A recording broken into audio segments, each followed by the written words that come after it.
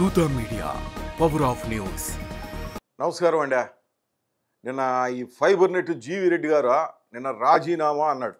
అంతే, చాలామంది ఆయన ఆత్మాభిమానం దెబ్బతింది, పాపం పిల్లవాడు అందుకే రాజీనామా చేసిండో, ఇక తెలుగుదేశం పని అయిపోయింది, సంకనాగిపోయింది ఆ పార్టీ అంటూ ఈ రాత్రంతా ఈ కంప్యూటర్ల ముందు కూర్చునే సోషల్ మీడియాలో ఒకటే రాద్ధాంతం. అసలు ఈ జీవి రెడ్డి అనే అభయ తెలుగుదేశంలో పుట్టాడా?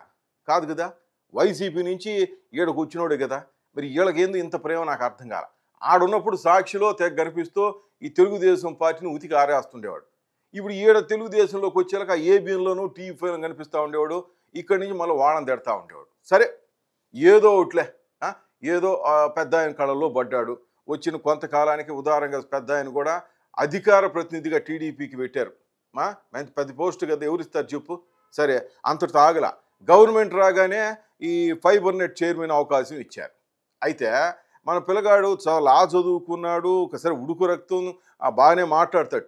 అయితే టీవీలో మాట్లాడేది ఈజీ కాదు కదా, ఇలాంటి పదవులు ఎలగబెట్టమంటే. మనవాడు తెలుగులోడు లాయరు అనుకుని అందరూ అనుకుంటుంటే వచ్చిన దగ్గర నుంచి ఏదో ఒక రచ్చ.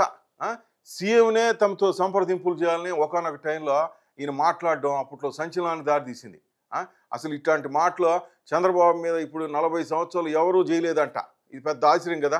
సర్లే, ఏదో మొదటి తప్పు పిల్లకాయ ఏదో చేసాడులే, పిల్లనాయాలనుకునేసి అందరూ క్షమించి ఏదో పదవుల్లో కొనసాగాలి అని చెప్పింది. ఇక ఫైబర్ నెట్కి వచ్చాడు. అప్పట్లో ఈ వైసీపీ సోషల్ మీడియాలో పనిచేసే వారందరికీ అక్కడ అప్పనంగా ఫైబర్ నెట్లో పదవులు కట్టబెట్టడం, ఇది మన జీవి రెడ్డి సార్కి తెలిసింది. పిల్లవాడు కనుక్కోవడం మంచిదే. సరే, ఒక ప్రొసీజర్ ప్రకారం ఎలా దేనికైనా అంటారు. ఎండీతో కలిసి చర్చించి దానికి సంబంధించిన మంత్రితో వినవించి ఆ తర్వాత సీఎంను కలిసి నివేదిక ఇచ్చి ఆయన అనుమతితో ఈ క్యాబినెట్ ఏదో ఉంటుంది దీంట్లో ఒక చర్చ చేసి ఒక కమిషన్ వేయండి, లేకుంటే ఒక ఐఏఎస్ అధికారిని విచారణ అధికారిగా నియమిస్తారు. కానీ ఏకపక్షంగా 100 మందిని తొలగించే నేను పెద్ద ఛాంపియను అని ఏదో అనిపించుకోవాలని అబ్బాయి ప్రెస్ కాన్ఫరెన్స్ పెట్టి దాంట్లో వివరించడం వరకు ఓకే. అయితే ఈ పాలసీ మ్యాటర్ని సొంత విషయంగా చైర్మన్ భావిస్తే అధికారం లేదు, అసలు ఆయన అట్లా మాట్లాడే అవకాశం కూడా లేదు. కనీసం సిఎస్ని కలిసి ప్రొసీజర్ కనుక్కుని ఫాలో కావటం చేయాలి. లేకపోతే ప్రెస్ కాన్ఫరెన్స్ పెట్టి సిఎస్పై విమర్శలు చేయటం. సిఎస్ సీఎం కంటే పవర్ఫుల్ పొజిషన్ అని తెలియక తనేదో గొప్పగా పనిచేస్తున్నా అనే అహంకారంతో రాజద్రోహం అని వ్యాఖ్యానించారు. ఇది క్షమించరా నేరం, అవునా కాదు?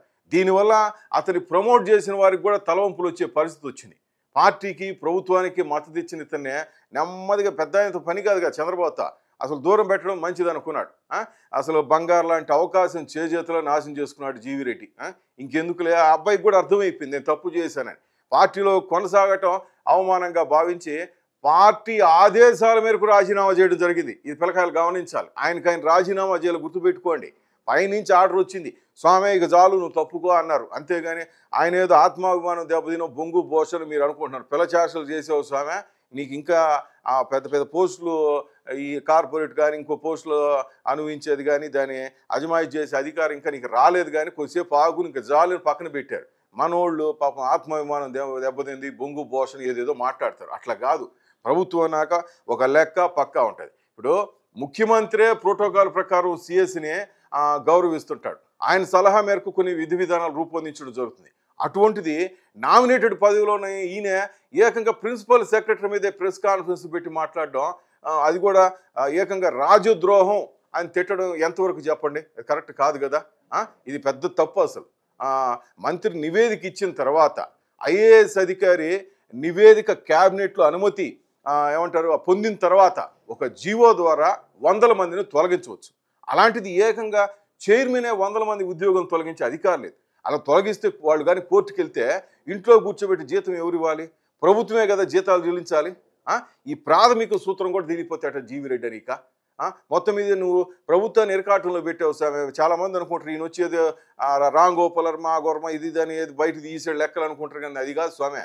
ఏది చేసినా పొడితే అవతలోడికి నొప్పి కూడా తెలియకుండా కొట్టాలి స్వామి దెబ్బ. అదే చంద్రబాబు సార్ది అది దెబ్బ అంటే.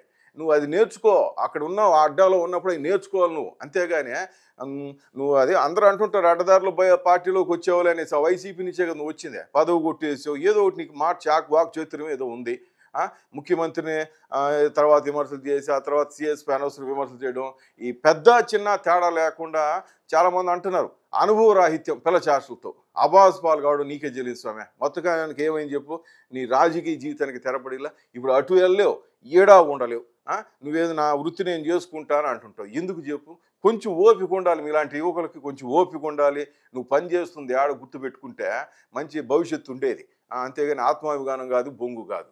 హాయ్, నేను మీ R P Patnaik. Please subscribe to Dootha media.